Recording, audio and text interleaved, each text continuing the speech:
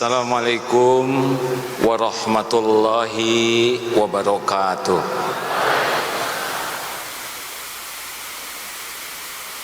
Alhamdulillahi rabbil alamin.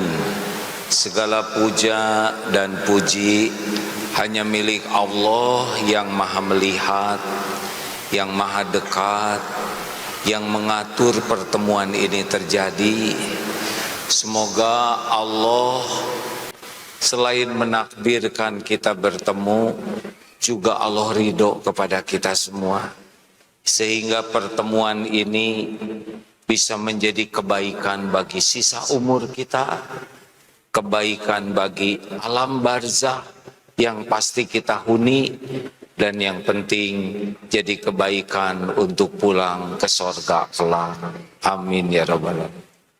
Ada 3 minimal hikmah Isra Mi'raj. Isra Mi'raj itu perjalanan Rasulullah dari Masjidil Haram ke Masjidil Aqsa, ke Sidratul Muntaha, dan kembali. Hikmah yang pertama, Isra Mi'raj ini ujian keimanan. Karena jarak antara Mekah dan Masjidil Aqsa itu kalau garis lurus 1.200 km. Kalau belok-belok itu 1.500 kilo. Kalau naik unta, perjalanannya kalau tidak berhenti itu bisa memakan waktu hampir setengah bulan. Kalau berhenti, berangkat 1 bulan, pulang 1 bulan. Sehingga ketika diumumkan sudah Isra Mi'raj, orang-orang itu diuji imannya. Ini suara saya masih jelas?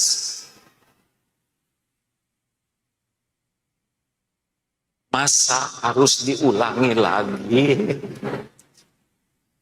Kepada Pak Operator, boleh dikecilkan saja sedikit ya. Saya akan mencoba. Ke Pak Operatornya kecilkan sedikit ya. Reverbnya dikurangi, maaf ya sesama tukang sound system Pak ya. Efeknya dikurangi supaya saya bisa naik. Bagaimana sekarang?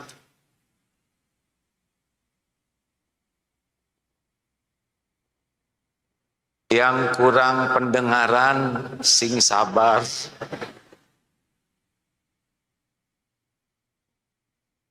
Jadi, jelas?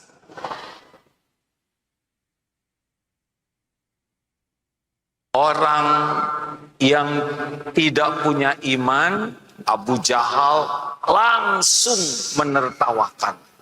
Hah? Dari Mekah ke Masjidil Aqsa? Dusta, orang gila, pembohong, begitulah reaksinya. Kalau orang beriman seperti Abu Bakar As-Siddiq, percaya, hakul yakin, ini pasti benar. Walaupun secara akal tidak mungkin semalam pulang pergi. Tapi karena Allah yang memerintahkan, Rasul yang bicara, percaya sepenuhnya. Maka disebut syidik, asyidik. Bagi umat Islam yang waktu itu kurang kuat imannya, ada yang murtad. Gak mungkin lah, masa semalam 2.500 kilo, 3.000 kilo, gak mungkin.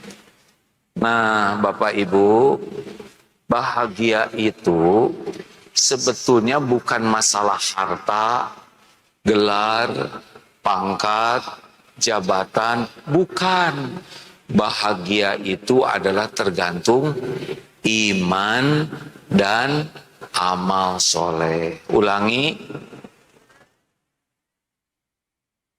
Berarti kedengaran. Jadi kalau orang kurang bahagia artinya apa? Yang jelas kurang iman dan kurang amal. Apakah kalau banyak uang pasti bahagia? Belum tentu, karena belum nyoba ya. Apakah punya jabatan tinggi pasti bahagia? Belum tentu.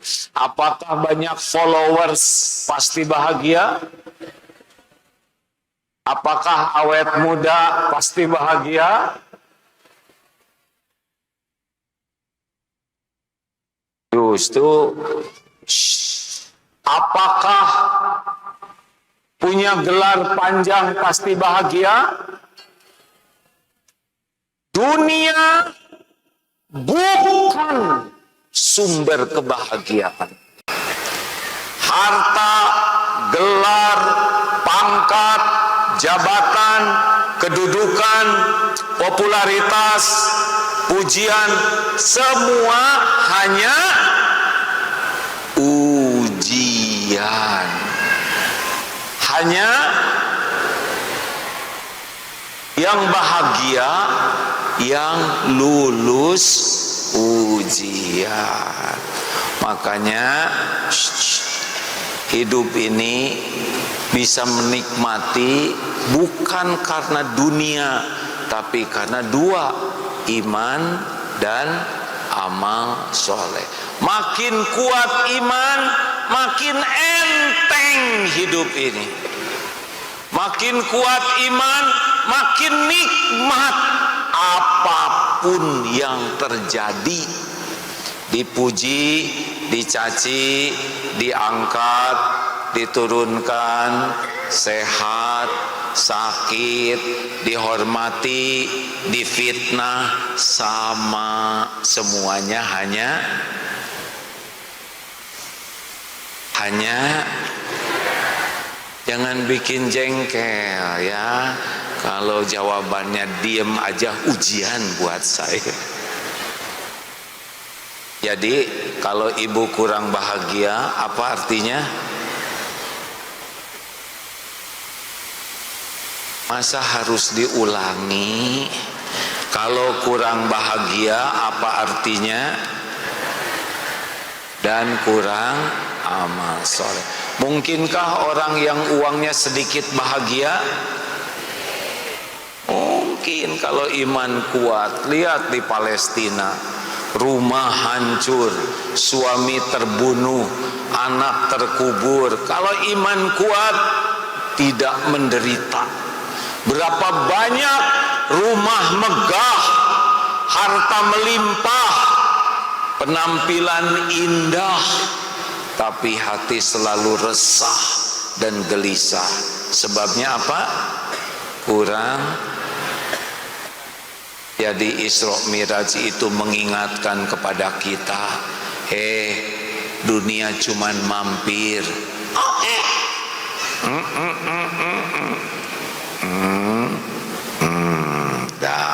Udahan Pak Wali, Pak Nurdin, saya bulan Januari ini genap 63 tahun.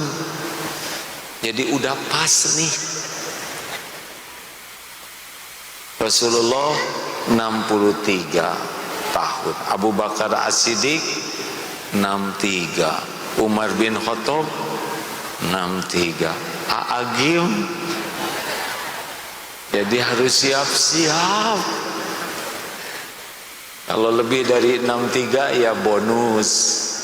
Tapi rasanya makin sekarang asa makin bahagia. Kenapa? Karena yang dipikirnya cuma tinggal bagaimana iman meningkat, bagaimana kesibukan jadi amal soleh. Ternyata itu yang bikin tenang tuh. Jelas?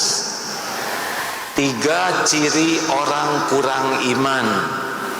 1, GTA, galau tiada akhir. Bacem, banyak cemas. Jadi orang kurang iman nggak enak. Kalau ingat nanti, ingat besok, Ingat dunia yang akan datang, cemas. Kalau orang kuat iman, apa yang mau dicemasin? Ada Allah yang maha tahu apapun yang terbaik bagi kita. Ada Allah yang maha baik, penguasa semua kejadian. Kul la yusibana illa ma kataballahu lana huwa maulana wa 'alallahi falyatawakkalul mu'minun. At-Taubah ayat 51. Katakan, katakan, sekali-kali tidak akan menimpa kepada kami kecuali apa yang sudah ditetapkan Allah untuk kami. Tenang, besok belum tentu hidup, nggak usah stres, ya. Apa yang kita cemaskan belum tentu terjadi. Jangan takut menghadapi besok lusa. Takut aja kita jadi orang yang disebelin Allah, sudah cukup. Siap ini? Yang mau pensiun, nggak usah takut. Pensiunan belum, masa stresnya udah duluan.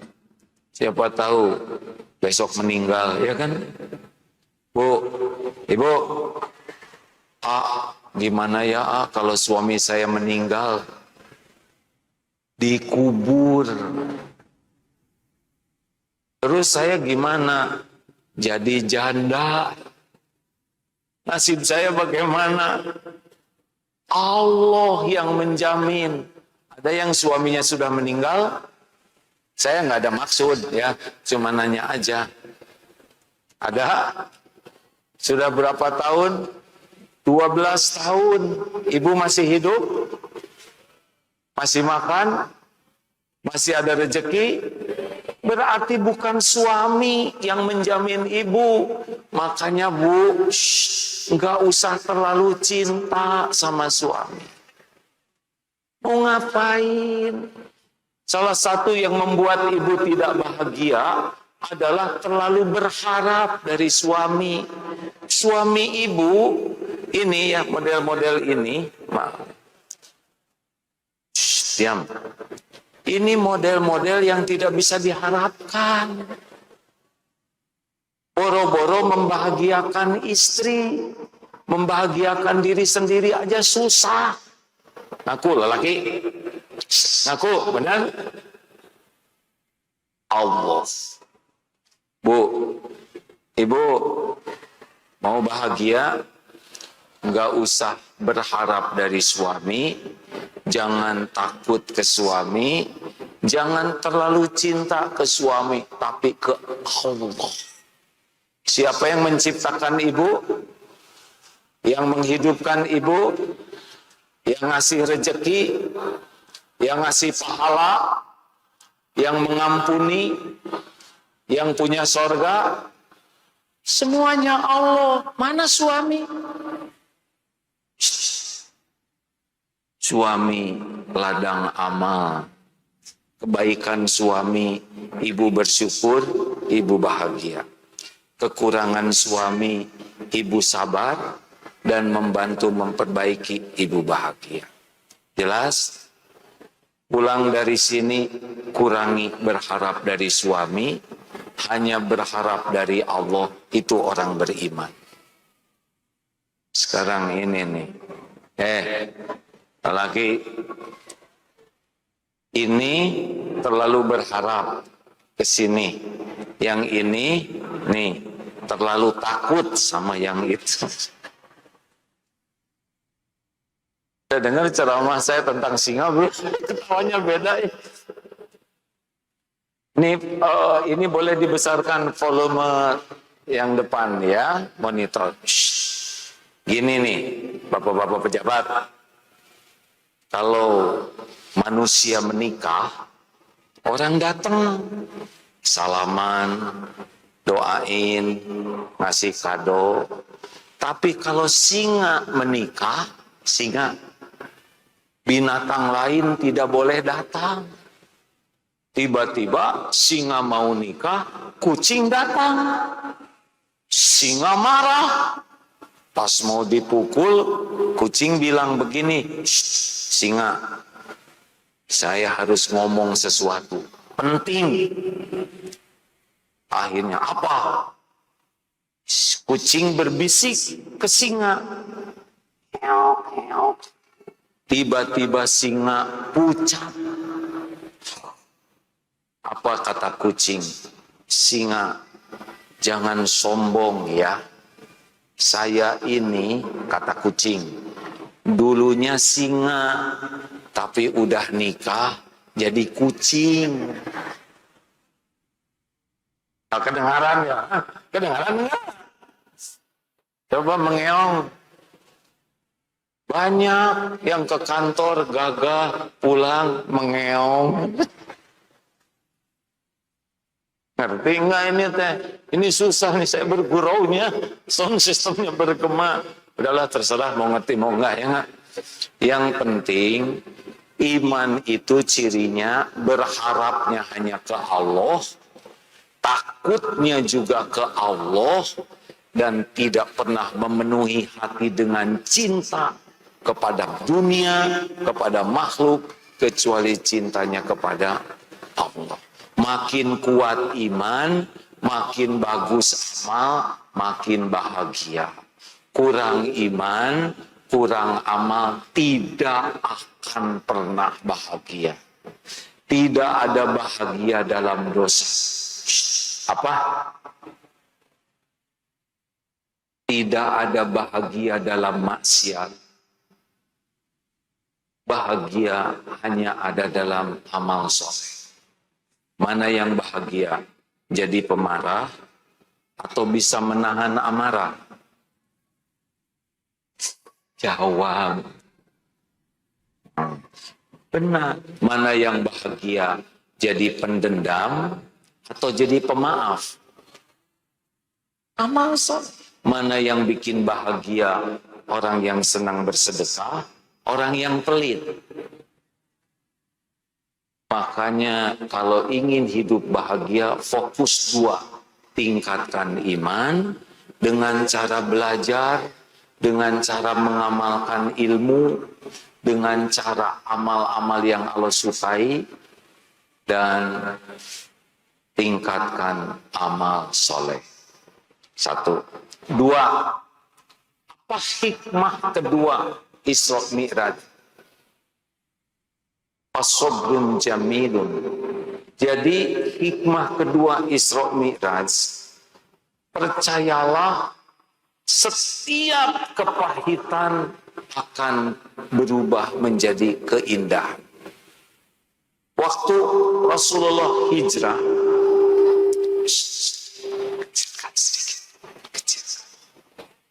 waktu Rasulullah hijrah disebut Amul Huzni, pun penuh kesedihan karena Siti Khadijah wafat. Sedih, wajar sedih itu ya. Yang tidak boleh itu tidak ridho kepada takdir. Yang kedua, Abu Thalib, paman beliau wafat.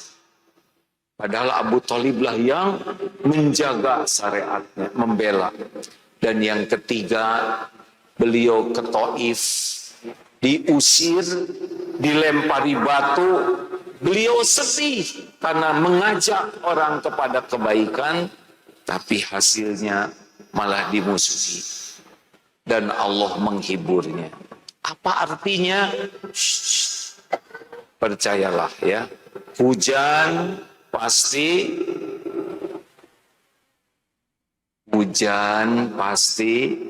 berhenti, badai pasti berlalu, malam pasti berganti jadi siang. Ciri dekatnya siang, pekatnya malam. Oleh karena itu, Bu, Pak, sing sabar ngadepin hidup ini. Sabar itu apa? Sabar itu mengendalikan diri. Sabar itu menahan diri. Sabar itu benar-benar mengontrol dirinya sehingga setiap perkataan, perbuatan, pikiran, hati disukai Allah. Itulah sabar. Orang sabar pasti sukses. Innallaha ma'as-sabirin. Sabar yang pertama, sabar menjauhi maksiat. Berat sekarang HP ini. Ke masjid sih ke masjid, sholat sih sholat. 5,5 jam orang Indonesia buka medsos. Dan medsos yang dibaca jarang yang menguatkan iman. Benar? Pas dilihat, Allahu la ilaha illa huwal hayyul qayyum. Skip, gitu aja. Ya kan? Rasulullah SAW bersabda, beda dengan lihat maksiat, beda dengan lihat belanjaan. 2, sabar ketika taat. Ini sebentar lagi Ramadan. Mau sholat taraweh di masjid yang mana? Yang bacaannya pendek, tapi indah, atau yang bacaannya panjang? Jawab. Jujur, yang asli dulu, jangan langsung soleh. Oh, belum juga taraweh, sudah tidak sabar. Kotak infak lewat. Ngeluarin uang 2 lembar. Yang mana yang dimasukkan ke kotak infak? 7. Ternyata 3 lembar. 125.000. Jadinya yang mana? 5.000. Ya Allah, ternyata 4 lembar.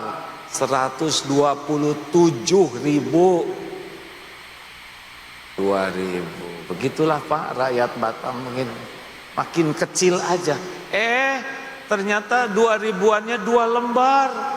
Yang satu masih bagus, yang satu udah lepet. Yang mana yang dimasukin? Ya sudah jelas ini nasibnya.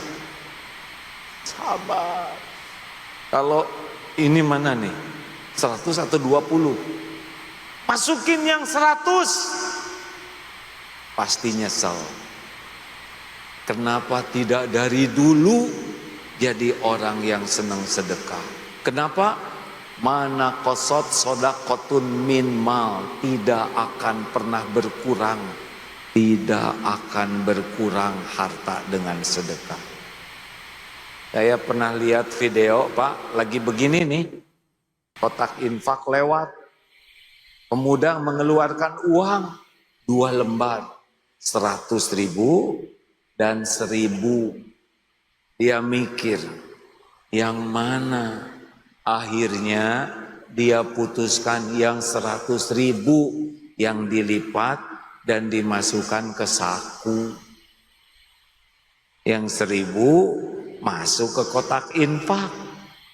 Baru juga masuk, ada yang nepuk dari belakang, kakek. Pas dilihat, kakek itu ngasih uang 100.000. Hebat si kakek, gak kelihatan kaya, gak kelihatan keren, sedekahnya 100.000. Nyindir nih ya, dimasukkanlah ke dalam kotak infak. Baru juga masuk, si kakek nepuk lagi. Apa kek? Itu jatuh dari saku kan gitu. Yang senyum berarti ngerti. Ngerti enggak? Kalau Allah mau ngambil harta kita, kalau Allah mau mengambil harta kita, sekejap harta itu bisa hilang. Sing sabar dalam beramal. Sabar yang ketiga, sabar dalam menghadapi musibah. Pasti ada musibah? Pasti ada musibah? Pasti. Tapi musibah lebih kecil dibanding nikmat yang ada. Mau sabar menghadapi musibah, mau tidak?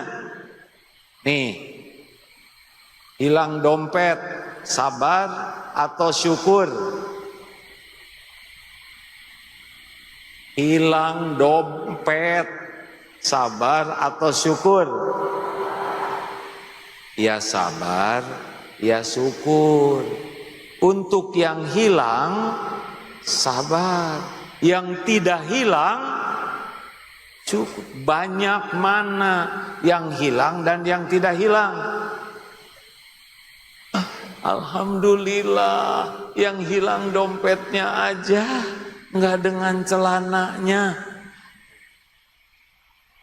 Sakit gigi, alhamdulillah, yang sakit cuma satu, nggak semuanya. Hidung, mata, kepala, pundak, lutut, kaki sehat, alhamdulillah. Suami ngorok, sabar atau syukur?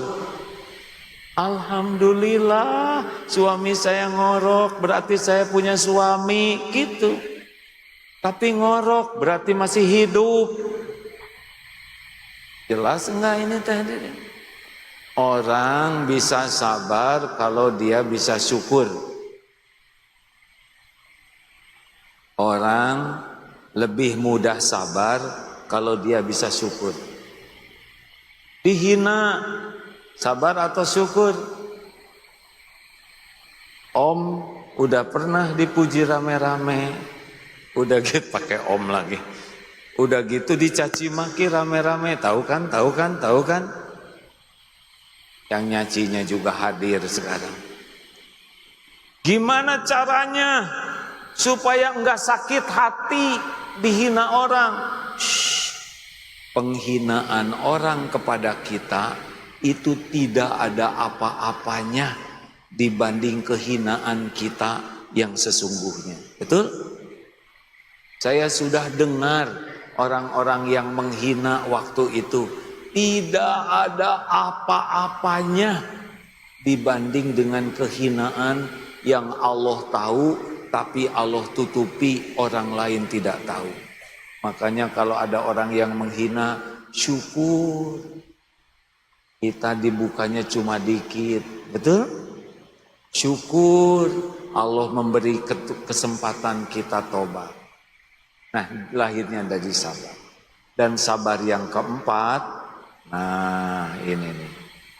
Sabar terhadap perkataan orang lain yang menyakitkan. Al-Furqan ayat 63. Wa idza khatabahumul jahiluna qalu salam. Kita lihat Pak di medsos, dikit-dikit marah, ya kan? Dikit-dikit marah, diklakson dikit ngambek. Ini ciri orang-orang lemah tuh pemarah. Orang yang perkasa, alladzi yamliku nafsahu 'indal ghadab. Ayo, orang takwa itu di antara cirinya adalah wal kadiminal ghaidha, menahan amarah. Wal 'afina 'anin nas, memaafkan. Maafkan. Sebelum orang minta maaf, maafkan. Itu ciri orang takwa.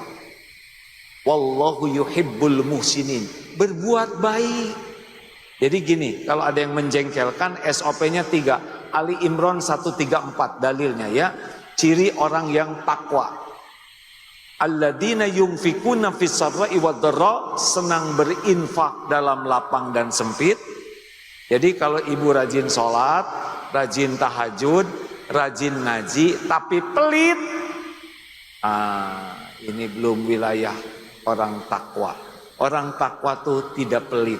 Dikit-dikit sedekah, dikit-dikit sedekah, dikit-dikit sedekah. Ada yang lagi susah sedekah. Kita mendapat berita gembira sedekah. Aduh, saya sakit perut, sedekah. Itu ciri orang takwa tuh, dikit-dikit sedekah, dikit-dikit sedekah. Dan yang kedua, wal kadhiminal ghaidha, menahan amarah. Pemarah tuh tidak keren. Lihat di media ya. yang dikit-dikit marah, jadinya bermasalah hidupnya. Ada yang di pom bensin, ya kan Pak, yang viral-viral itu, pom bensin gak boleh beli, dia ngeluarin pistol, padahal ternyata pistolnya tuh korek api, jadi ditangkap. Bu, Ibu, jangan mudah tersinggung ya. Pak, Bapak, sing sabar. Istri saya banyak omong, daripada nggak ngomong nggak apa. Dengar aja, dunia baik-baik Pak.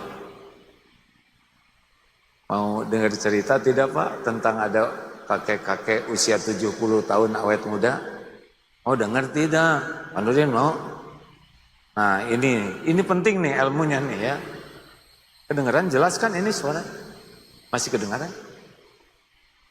Kakek-kakek 70 tahun, awet muda, sehat, seger, fit.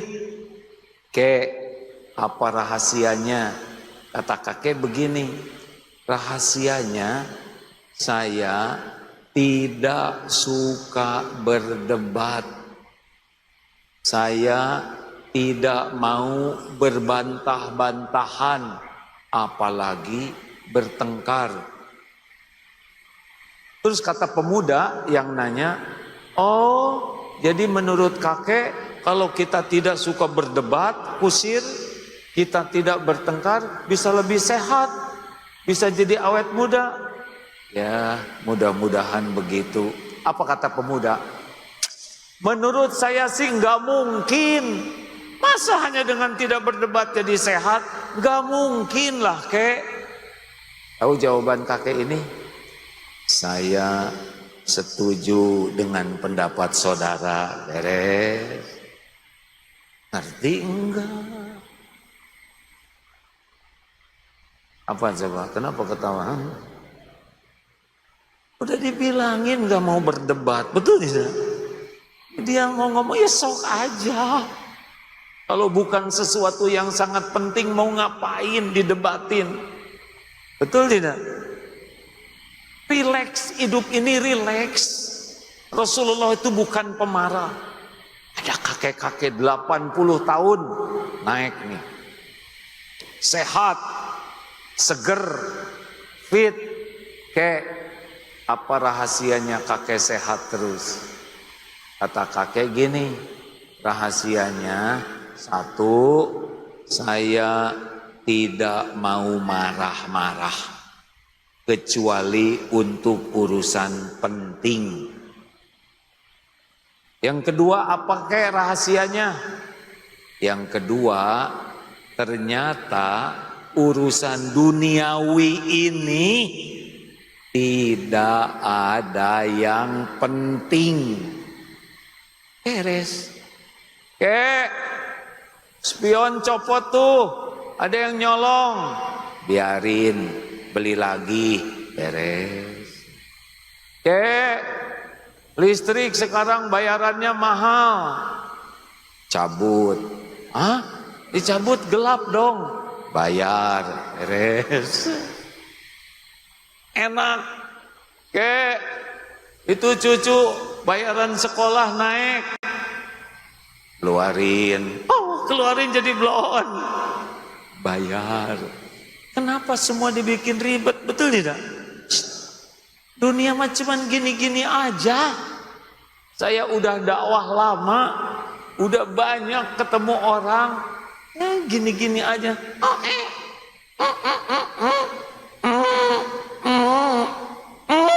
Udah selesai.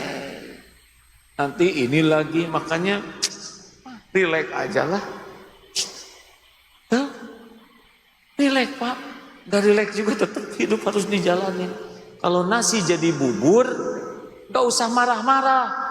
Tinggal cari cakwe, ayam, kacang polong, kerupuk, kecap, seledri, bawang goreng, jadi bubur ayam.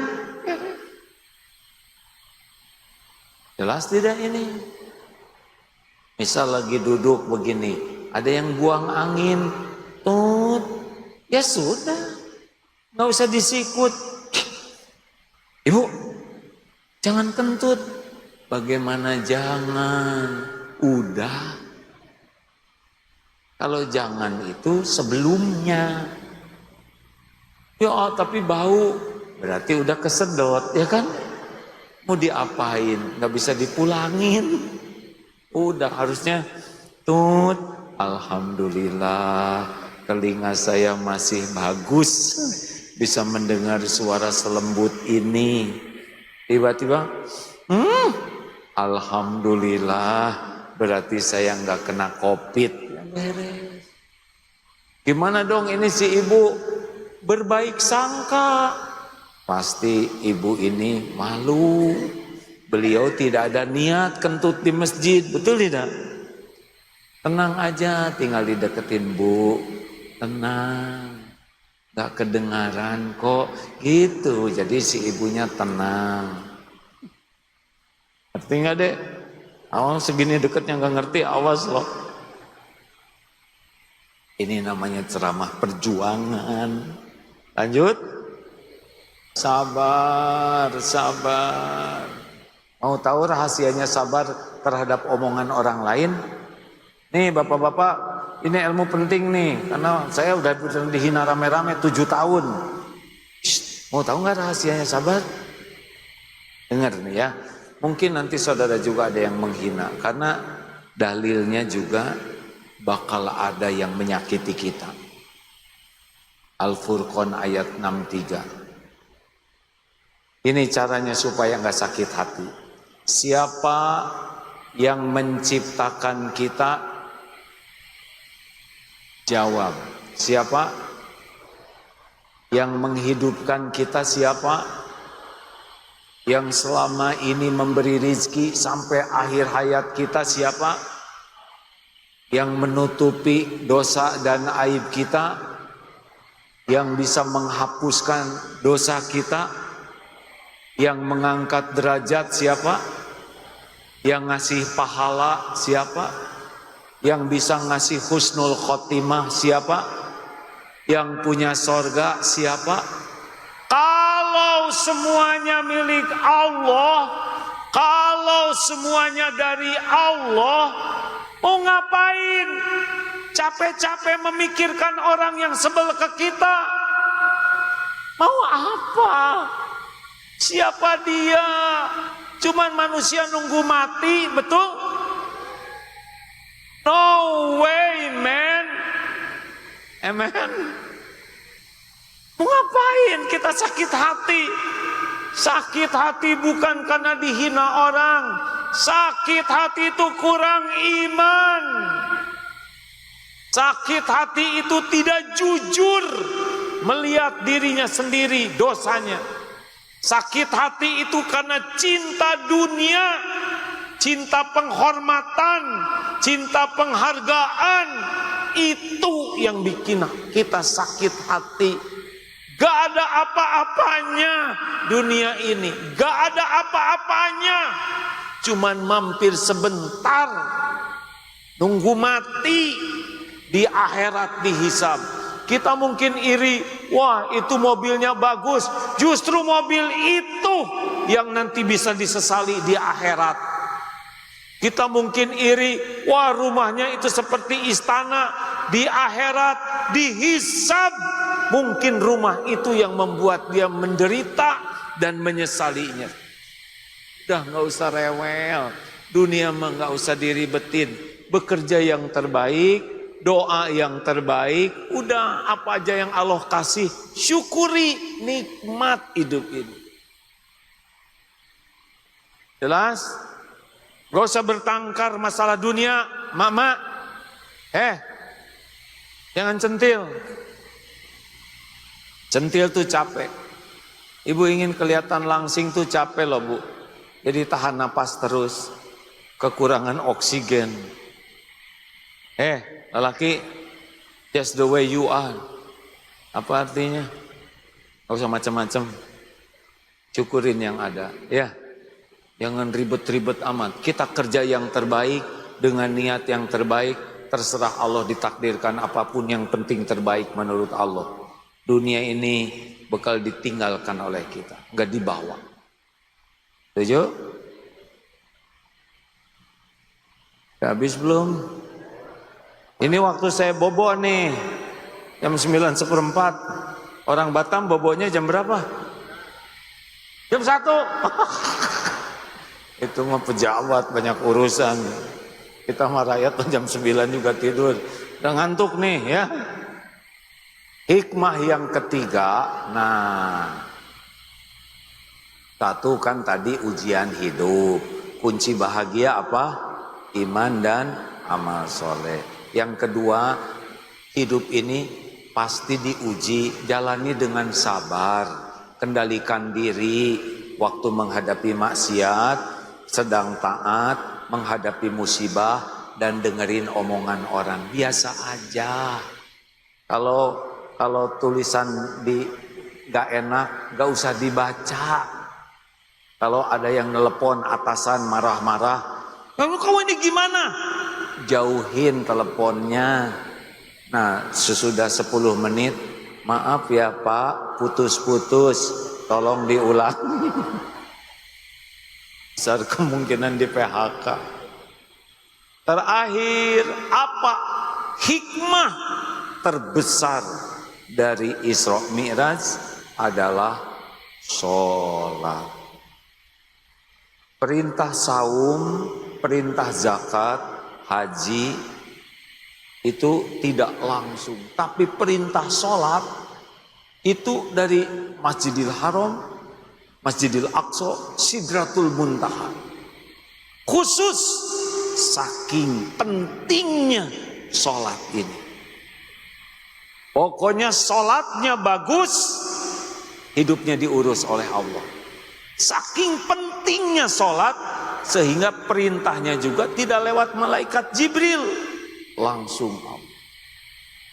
Jadi kalau orang Islam banyak masalah, pasti sholatnya bermasalah. Udah tahu belum ciri orang yang sholatnya jelek? Kalau tahu, kalau belum jawab hadirin.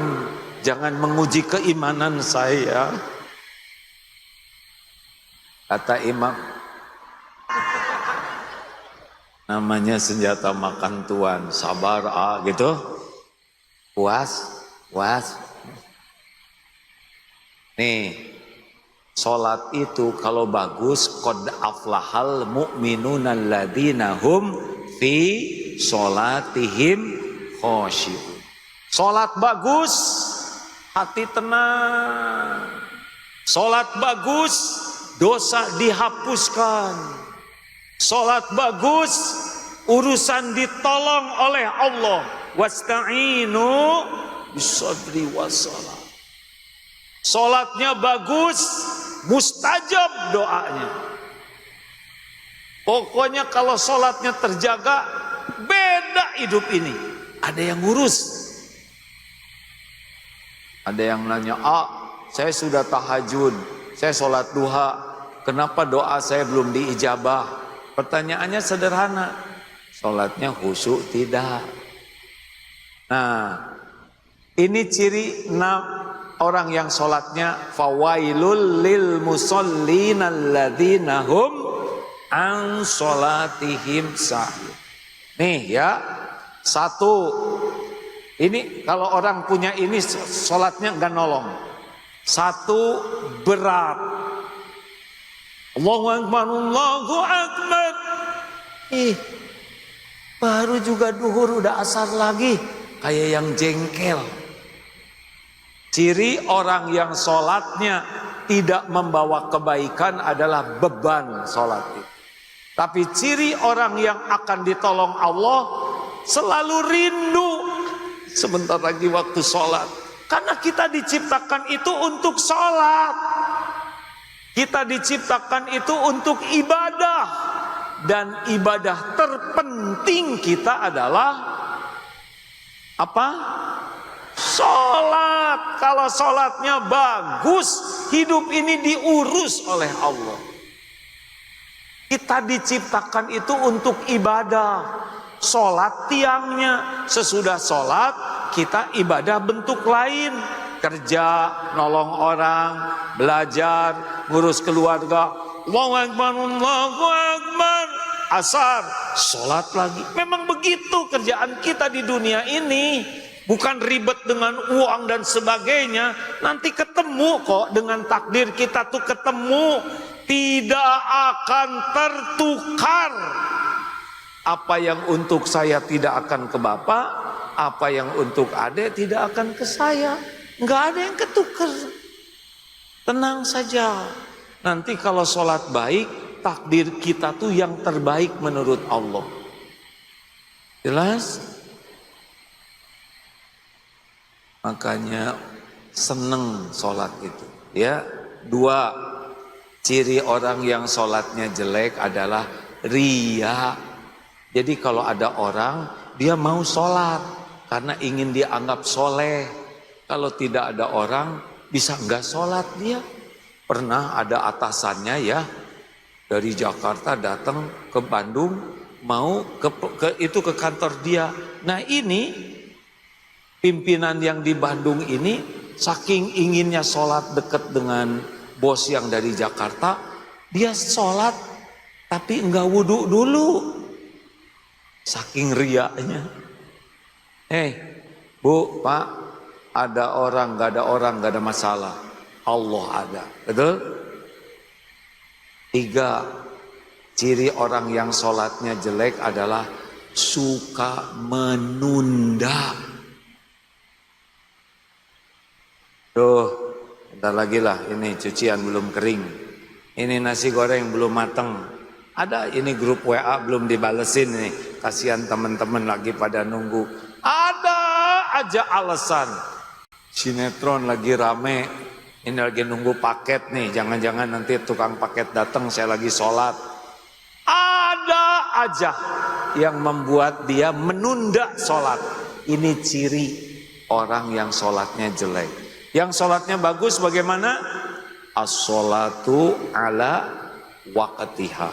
Amalan yang paling dicintai Allah adalah sholat tepat pada waktu. Saya percaya di Batam ini, para pejabat semuanya kalau azan berhenti, mending sholat. Siapa yang bisa ngasih ide selain Allah? Benar? Pak, beresnya urusan bukan karena pintar, tapi karena ditolong oleh Allah. Sholat tepat waktu, berjamaah di masjid, top. Nomor berapa? Yang 4, ciri orang yang sholatnya jelek adalah cepat, gesit. Allah udah belum Fatihahnya? Kayaknya udah deh. Dia juga udah ruku, berarti udah kan? Allah. Begitu, Allah. Kayaknya enggak enjoy. Cepat sekali sholatnya tuh. Sujudnya juga kayak ayam matuk makanannya. Allah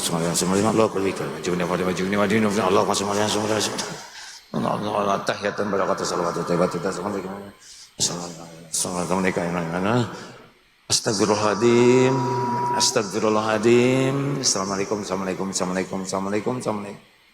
Saking ngaconya sampai ketukar-tukar. Jangan malu ya. Harusnya bagaimana sholat yang bagus? Tumanina, enak. Allahu Akbar. Bismillahirrahmanirrahim. Alhamdulillahi Rabbil Alamin. Ar-Rahmanir-Rahim. Maliki Yawmiddin. Iyyaka na'budu wa iyyaka nasta'in. Aduh enak Pak, apalagi ngerti artinya, bisa nangis itu. Hanya kepadamu ya Allah kami bersujud, beribadah, hanya kepadamu kami memohon pertolongan. Tunjukkan ya Allah jalan yang lurus. Jalan orang-orang yang engkau beri nikmat kepadanya. Bukan jalan orang yang engkau murkai, orang yang sesat dan yang engkau murkai. Ghairil maghdubi, bukan yang engkau murkai dan yang sesat. Amin. Kabulkan ya Allah. Fabi ayyi ala'i rabbikuma tukadziban. Khalaqal insana min salsalin kal fakhar wa khalaqal janna min marijin min nar. Tenang, Allahu Akbar, subhana rabbiyal azim. Maha suci Engkau wahai Tuhanku yang maha agung. Allah sami Allahu liman hamidah. Rabbana, wahai Tuhan kami, walakal hamd, bagimu segala puji. Allahu Akbar, enak. Dan sujud itu adalah saat paling dekat kita dengan Allah. Enggak ada lagi saat terdekat. Makanya nikmati sujud itu. Nikmati, coba sujud yang enak, tenang. Ya Allah, subhana rabbiyal a'la. Salah satu di antaranya doanya itu. Maha suci Engkau Tuhanku yang maha tinggi, dan segala puji bagimu. Rasakan tubuh ini ya Allah, saya ini hamba-Mu yang tiada ada apa-apanya. Bersujud kepadamu wahai penguasa langit dan bumi, penentu segala-galanya. Apapun yang Engkau takdirkan akan terjadi. Allahu Akbar. Rabbighfirli, ampuni saya ya Allah. Warhamni, sayangi saya ya Allah. Wajburni, cukupi ya Allah saya. Warfa'ni, ya Allah angkat derajat saya. Warzuqni, berikan saya rezeki yang halal barokah. Wahdini, tunjuki saya ya Allah, tuntun saya ya Allah. Wa'afini, berikan saya keselamatan. Wa'fu anni, maafkan saya, hapuskan semua jejak aib dan dosa saya. Allahu Akbar. Nikmat. 2 rakaat. Gak ada yang bisa menandingi enaknya sholat. Makanya dunia mah gak ada apa-apanya. Dikit-dikit sholat. Bu, cemburu. Bu ke film ya. Lihatnya ke sini, yang situ. Tapi saya bingung lihat apa. Dahan Udah belum? Terakhir ini. Sing enak sholat itu ya. Belajar pahami bacaan sholat. Tumanina. Jangan tergesa-gesa. Terutama sujud. Tumpahkan doa waktu sujud. Itu saat mustajab. Siap ini? Bu, ibu. Bekas cemburu sama suami enggak? Cemburu enggak sama suami? Gak usah sibuk buka HP suami. Ibu gak tahu passwordnya. Kalau buka HP suami, jadi tenang atau tambah galau? Jawab. Urusan jadi beres atau nambah? Makanya jangan. Sholat aja. Ya Allah, titip suami saya. Kau takdirkan suami yang ini, dia puber kelima. Tolong jinakan hatinya ya Allah. Kalau nggak bisa jinak, saya minta diganti aja hatinya. Supaya jadi hati yang penuh iman. Mending laporin ke Allah, Bu. Ibu nggak bisa ngebulak balik hati suami. Tapi sholat yang khusyuk, dibalikin. Lelaki. Kalau istri minta apa-apa jangan mengatakan tidak. Kalau itu hanya kebaikan. Pah, beliin dong kerudung. Oh iya Bu, silahkan ibu pilih. Gitu aja. walaupun gak punya uang. Pak, jangan cuma kerudungnya sama sepatunya ya, supaya matching. Insya Allah sok ibu pilih. Udah gitu sholat. Ya Allah, tolong. Saya ingin ngebahagiakan istri, tapi uangnya gak ada. Tolong kasih saya rezeki, atau gimana lah diakalin supaya gak banyak keinginan. Udah sholat, Bu, udah dapat belum? Ada yang cocok Pak? Alhamdulillah, itu juga Allah yang ngebalikin hati. Ingat ya Pak ya, dikit-dikit sholat. Sedih, sholat. Emosi, sholat. Ada yang menghina, sholat. Laporkan ke Allah, semua urusan di tangan Allah. Makin banyak sujud, makin ditolong oleh Allah. Terakhir, ciri orang yang sholatnya kurang baik. Berapa ya? 5. Yang kelima, sedikit zikirnya. Jadi justru sholat itu saat ngarang. Allahu Akbar. Makan apa ya nanti? Masak apa lagi nih? Allahu Akbar. Kenapa kiriman belum datang? Tukang paket kemana aja? Ya Allah, itu barang mahal bisa dicicil 12 kali. Allahu Akbar. Tapi ini uangnya, uang muka dari mana ya? Ya Allah. Enggak, yang itu aja dijual. Selebihnya, oh iya benar, kita Allahu Akbar. Assalamualaikum, Assalamualaikum. Ngaco. Jadi kita itu justru sholat itu sering dipakai nyari barang, perencanaan, apalagi imam makin panjang bacaannya, makin banyak ngarangnya. Bu, Pak, halo? Wa aqimis sholat li dzikri, dan dirikanlah sholat untuk mengingatku. Jadi makin banyak ingat Allah, makin beruntung. Fadzkuruni adzkurkum, maka ingatlah kepadaku. Menurut Allah, Allah ingat padamu. Siapa di sini yang paling baik, yang paling disukai Allah? Siapa coba? Yang paling banyak zikirnya. Masalul ladzi, permisalan orang yang zikir dan yang tidak zikir, masalul hayyi wal mayyit, seperti perumpamaan orang hidup dan orang mati. Jadi kalau ibu dengan bapak di kamar ngobrol, suka diceritain dan enggak nyebut Allah, maka kamar ibu namanya kamar mayit.